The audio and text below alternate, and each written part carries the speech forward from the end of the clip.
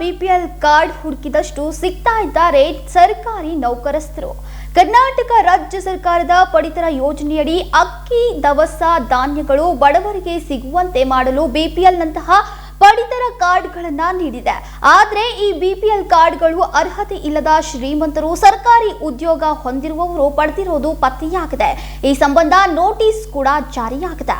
ಹೌದು, ರಾಜ್ಯ ಸರ್ಕಾರವು ಅನರ್ಹರು ಬಿಪಿಎಲ್ ಕಾರ್ಡ್ ಹೊಂದಿರುವ ಬಗ್ಗೆ ಅಭಿಯಾನ ಆರಂಭಿಸಿದೆ. ಇದರಲ್ಲಿ ವಾರ್ಷಿಕ 1.20 ಲಕ್ಷ ರೂಪಾಯಿಗಿಂತ ಕಡಿಮೆ ಆದಾಯ ಕುಟುಂಬಗಳಿಗೆ ಸೀಮಿತವಾದ ಪಡಿತರ ಚೀಟಿಯನ್ನ ಶ್ರೀಮಂತರು ಉಳ್ಳವರು ಪಡೆದಿದ್ದಾರೆ. ಈ ಕುರಿತು ಅಭಿಯಾನದ ಮೂಲಕ ಪತ್ತೆ ಕಾರ್ಯ ಆರಂಭಿಸಿದೆ.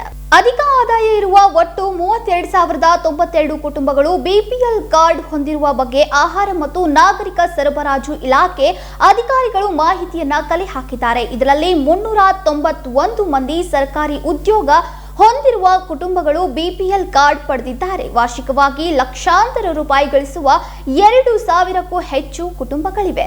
ಅಧಿಕ ಆದಾಯ ಇರುವ ಒಟ್ಟು 32,092 ಕುಟುಂಬಗಳು ಬಿಪಿಎಲ್ ಕಾರ್ಡ್ ಹೊಂದಿರುವ ಬಗ್ಗೆ ಆಹಾರ ಮತ್ತು ನಾಗರಿಕ ಸರಬರಾಜು ಇಲಾಖೆಯ ಅಧಿಕಾರಿಗಳು ಮಾಹಿತಿಯನ್ನ ಕಲೆ ಹಾಕಿದ್ದಾರೆ. ಇದರಲ್ಲಿ 391 ಮಂದಿ ಸರ್ಕಾರಿ ಉದ್ಯೋಗ ಹೊಂದಿರುವ ಕುಟುಂಬಗಳು ಬಿಪಿಎಲ್ ಕಾರ್ಡ್ ಅನ್ನ ಪಡೆದಿದ್ದಾರೆ. ವಾರ್ಷಿಕವಾಗಿ ಲಕ್ಷಾಂತರ ರೂಪಾಯಿ ಗಳಿಸುವ 2,000ಕ್ಕೂ ಹೆಚ್ಚು ಕುಟುಂಬಗಳಿವೆ.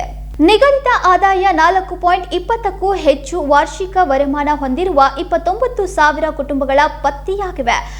391 ಎಫ್ಡಿ ಅಧಿಕಾರಿಗಳು ಸರ್ಕಾರಕ್ಕೆ ಮೋಸ ಮಾಡಿದ್ದನ್ನ ಇಲಾಖೆ ಗಂಭೀರವಾಗಿ ಪರಿಗಣಿಸಿದೆ. ಈ ಸಂಬಂಧ ಕಳೆದ 3 ವರ್ಷಗಳಿಂದ ಯಾವೆಲ್ಲ ನೌಕರರು ಪಡೆದಿರುವ ಪಡಿತರ ಮೊತ್ತ ಕಲೆ ಹಾಕಬೇಕು, ನಿಯಮಾನುಸಾರ ನೋಟಿಸ್ ಜಾರಿ ಮಾಡಬೇಕು. ಇದನ್ನ ಪಡೆದ ಪಡಿತರ ಮೌಲ್ಯದಷ್ಟು ಹಣವನ್ನ ಅವರಿಂದ ದಂಡವಾಗಿ ವಸೂಲಿಗೆ ಮಾಡುವುದರ ಜೊತೆಗೆ ಅವರ ವಿರುದ್ಧ ಸೂಕ್ತ ಕ್ರಮಗಳನ್ನು ಕೈಗೊಳ್ಳಬೇಕು ಎಂದು ಇಲಾಖೆ ಸೂಚಿಸಿದೆ. ಇಂತಹ ಅರ್ಹತೆ ಇಲ್ಲದೆ ಅನರ್ಹತೆ ಇದ್ದರೂ ಪಡಿತರ ಚೀಟಿ ಪಡೆಯುವವರು ಇದೇ ಆಗಸ್ಟ್ 31ರೊಳಗೆ ನಿಮ್ಮ ಹತ್ತಿರ ತಾಲೂಕಾ ಕಚೇರಿ ಅಂದ್ರೆ ತಹಸೀಲ್ದಾರ ಕಚೇರಿಗೆ ಹೋಗಿ ರದ್ದುಗೊಳಿಸಬೇಕು.